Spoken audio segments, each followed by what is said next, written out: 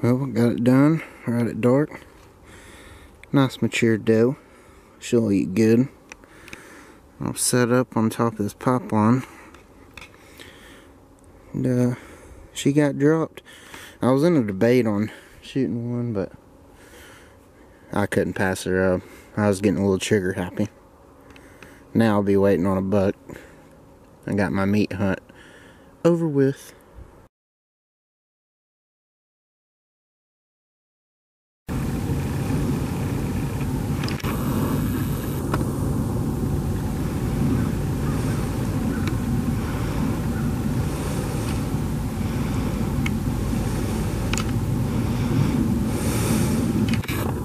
Guys, so I'm about to show you the footage I got of my best friend's biggest buck to date. Really good 8-point. It's kind of funny. We had just like gotten to the stand and got calmed up, and I'm sitting there honestly trying to catch my breath because we had to climb Mount Everest to get up there, but that's, you know, whatever. So we get to the top and we're sitting up in our tree stand, and he nudges me, and we both immediately tell like it has horns, but it's kind of in that twilight zone early in the morning and you're half asleep. You're like, man, I don't know, you know. Well, anyways, it's like, I'll grab my camera. So I grabbed my camera and zoomed in on it, and that's when I was like, oh shoot, you know, that's a shooter buck, you know, especially for your first tag, especially where we're hunting. So he got zoomed in on it, and for some reason, he thought I was telling him to shoot a forked horn, which is legal here, for the record. We're in a CWD zone, but I was, after the fact, I was like, Ryan, I would never tell you to shoot a forked horn. But he was kind of mad at me. Even after he shot, he still didn't realize how big it was. And we sat there and hunted, and we had some more does come in that I'll add in the clip before we get to the good stuff.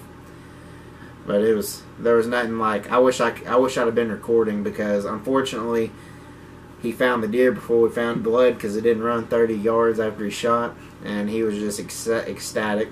You know, biggest deer he ever killed, was super pumped. No longer mad at me for making him shoot a forked horn, but it's okay. That's kind of why I'm teasing him in the video that you're about to see. And if any of you watched my previous videos, I believe it was episode 2, the muzzleloader hunt.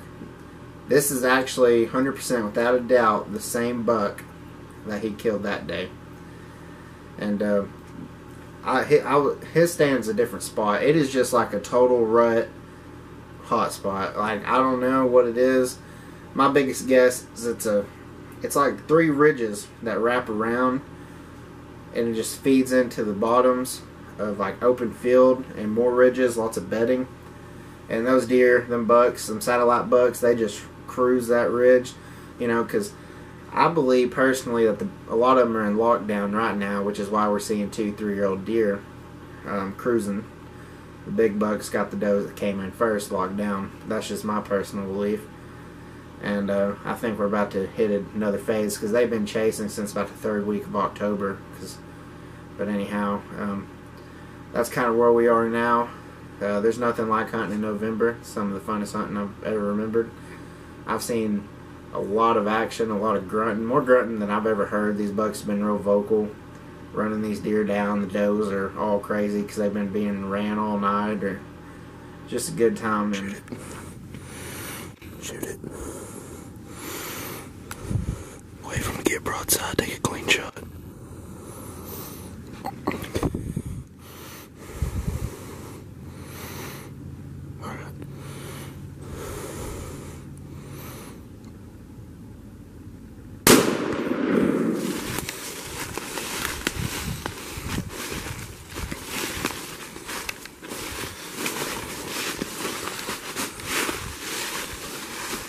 How you feel? Well, I'd like to say it's been a successful season so far. Season is still young, so more to come. Perfect shot. I hit him right in the lungs. He didn't run 40 yards. That's the best shot I've ever had, and I felt the least confident about it. That's your biggest buck, ain't it? That is my biggest one so far. Nice deer. Make a European man out of him. Super proud, buddy. Thank you, man. You gonna chew me out again? Never again. That's what I thought. Do you believe me it was a good buck now? I believe you. Okay.